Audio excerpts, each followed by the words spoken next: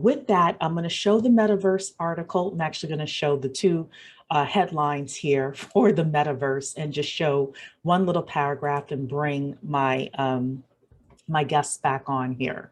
So this is a Fast Company article here. I'm not going to say this specific word here, but the Metaverse is shaping up to be You can't say that word, Leah. You can't say none of the words on the you book. can't say it on YouTube because they My they goodness. block you. Hellscape.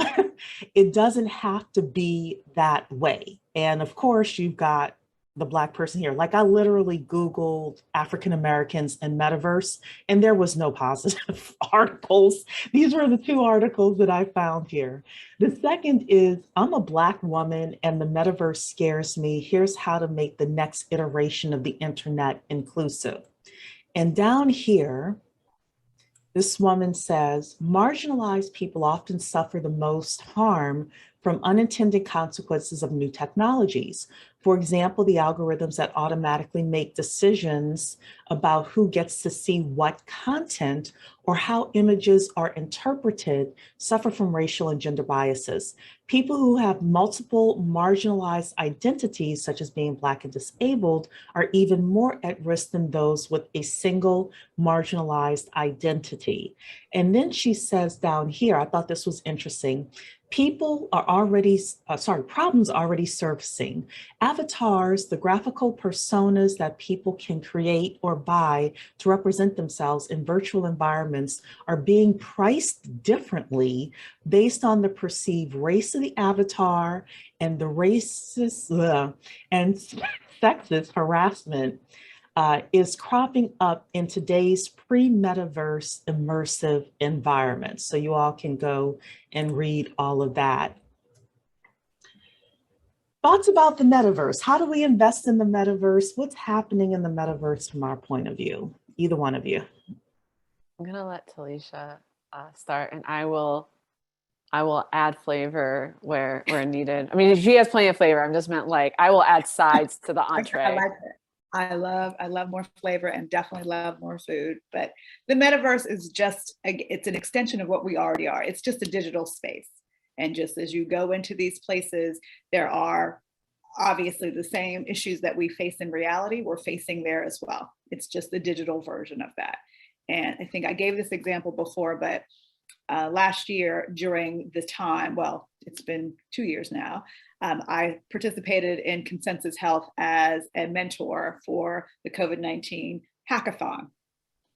And it was one of those things where around the world, people were coming in to, solve the problems that, ultimately they wanted to be solved.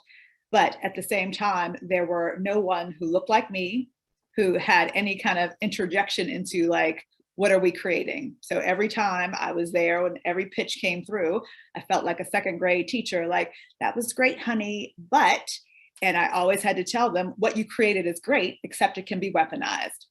I said it to all the 19 projects that came that I saw, because most people don't know what they're building because they're building it very much with groupthink. It's unilateral in its thought. It was only supposed to do this. And I'm like, yeah, code doesn't just go away magically after a problem goes away. Code lives on in forever, and you can use it for whatever purpose.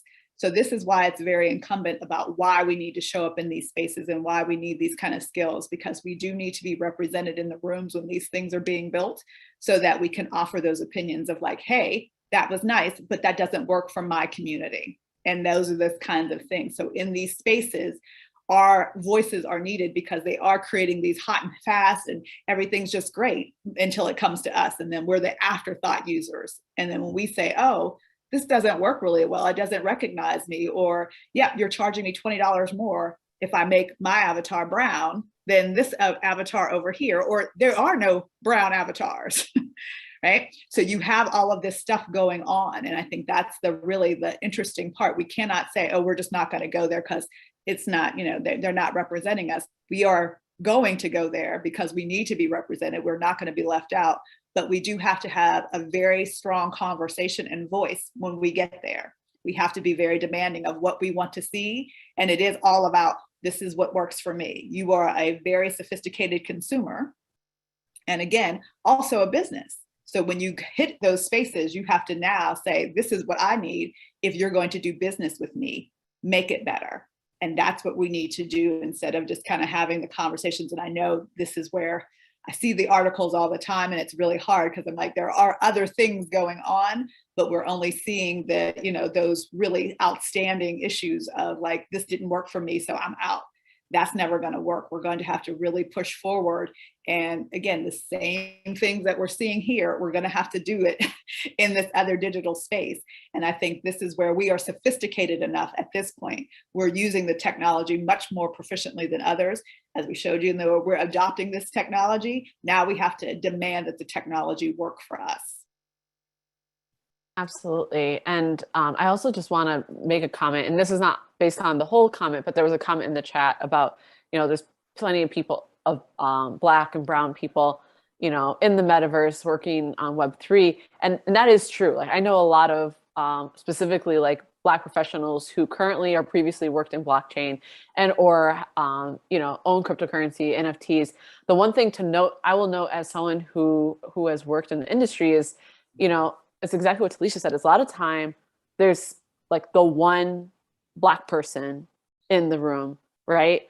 A lot of these companies that are in the space right now, our diversity isn't. If you just Google, you know, Coinbase and, you know, their no politics policy, a lot of these places don't really care for it.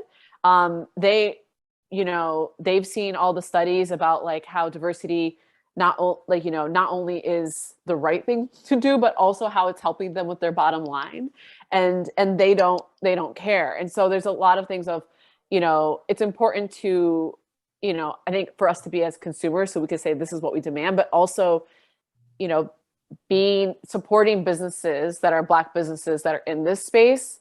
And then if people are like, I, you know enough to actually create my own business in this space, be able to do that, because some of the businesses that are there currently, they do not care, because they can make just so much money in spite of, because pretty much right now there's so much hype in the space. Even if like, you know, it's just like vaporware under what they're building, they're able to make so much money off of FOMO and buzzwords. And that's not everybody, but a lot of people are, that if you just have enough white men leading any kind of blockchain, Web3, crypto project, you know, your ability to get funding and all this other stuff is, I mean, you could say that about regular businesses, but just like right now, because it is so hot again, astronomically different. And so that's why it is so important for us to talk about this, because it's not that, oh, these people don't exist. It's that there are people I know who, you know, even used to work for specific blockchain crypto companies and don't now for very specific reasons, and have opted to create their own because they don't feel like, you know, they don't feel like the companies that they're going to go to are going to create safe enough. And I say safe enough because there's no such thing as like truly safe spaces, but safe enough spaces for them to, you know, both do the amazing work that they're able to do and also be fairly and equitably like compensated for the innovation that they bring. And it's really incumbent upon us to actually do, again, the due diligence. I think this is where I always say, people always say, well, how do I just get in? You need to really understand who these companies are. I say, I don't recommend Coinbase for that very reason. Yes, it's great. It works for most people. It has a great interface and whatnot. But there is that conscious consumerism that comes in that I don't, you know, rally for them. There are other ones. Yep, it may not be as simple, but that's really how you show people where you're putting your dollar.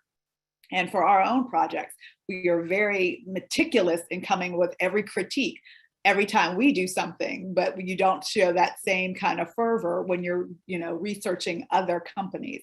So you have to do the same. I'm like, if you're going to be due diligent, that's fine. Do it across the board and do it correctly. We deserve the same chances that everyone else does in this space. This is brand new, so there's no experts. So you're not going to get, you know, somebody who's 20 years up, you know, expert in blockchain. It has not even been around that long. So you do have to give us the opportunities to show you that we have the products and services that you want, that are meant for you and built for you. but that also comes with, sometimes you have to just give that chance to make sure that you're showing that support, because a lot of this is community driven. This space is highly about people really rallying for other people right now. So this is where we also have a strong, strong obligation to support ourselves in these endeavors.